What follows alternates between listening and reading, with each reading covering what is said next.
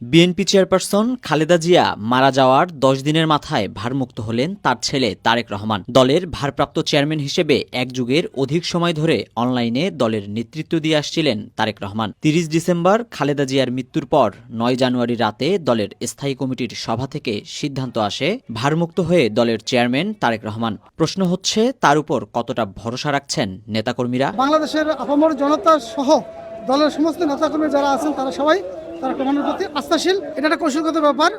সুতরাং এখানে কাকে টানতে হবে, কে চলে যাবে, এটা হচ্ছে সময়ের উপর নির্ভর করে, এবং তারেক রহমান সাহেব সেই কাজটা আগামীতে ইনশাআল্লাহ উনিও করতে পারবেন বলে আমার দৃঢ় বিশ্বাস।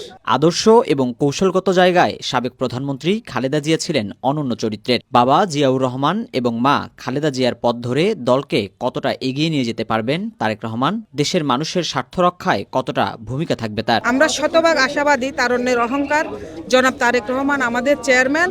ইনশাআল্লাহ আগামীতে আমাদের সমস্ত বাংলাদেশের সমস্ত মানুষের ডিমান্ড অনুযায়ী উনি কাজ করবেন এবং মানুষের আশা ভরসা পূরণ করবেন। ইনশাআল্লাহ একটি গণতান্ত্রিক দেশ প্রতিষ্ঠা করবেন। বিএনপি পতিত সরকারের আমলে জোটবদ্ধভাবে বিভিন্ন আন্দোলন করেছে। প্রতিষ্ঠার পর থেকে একাধিক জাতীয় নির্বাচনে অংশগ্রহণ করেছে জোটবদ্ধভাবে। দলের সর্বোচ্চ পদের হাল ধরা তারেক রহমানের উপর কতটা ভরসা রাখছে জোট শরিকরা? খালেদা জিয়ার উপরে থাকা আস্থা ছেলের প্রতিও থাকবে কতটা? জননেতা তারেক রহমান দেশে আসার পর এ পর্যন্ত যতগুলো বক্তব্য দিয়েছেন, যেভাবে মানুষের সাথে তিনি দেখা করছেন, মিশছেন, প্রত্যেকটা স্টেটমেন্ট প্রমাণ করে আগামী দিনের রাজনীতিতে জননেতা তারেক রহমানের ভূমিকা কী ধরনের হতে পারে।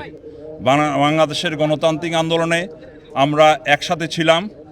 জাতীয়বাদী দল বিএনপি সহ জোটগতভাবে আমরা 12 দলীয় ঐক্য জোট এবং কাইজাপুর আহমেদের জাতীয় পার্টি দীর্ঘদিন ফেসিবাদ বিরোধী আন্দোলনে ছিলাম। আগামীতে তারেক রহমানের নেতৃত্বে বাংলাদেশে যে জাতীয়তাবাদী শক্তির যে সরকার গঠন হবে, সবাই বাংলাদেশের আপামর কোটি কোটি জনগণ মনে করে যে জাতীয়তাবাদী শক্তির বিজয় হবে এবং তারেক রহমানের নেতৃত্বে সুষ্ঠু সরকার গঠন হবে। তারুণ্য নির্ভর এই রাজনীতির মাঠে মা বাবার পথে কতটা হাঁটতে পারবেন তারেক রহমান? সেই প্রশ্ন দেশবাসী এবং রাজনৈতিক মাঠে। লোটাস আহমেদ, নয়াদিগন্ত।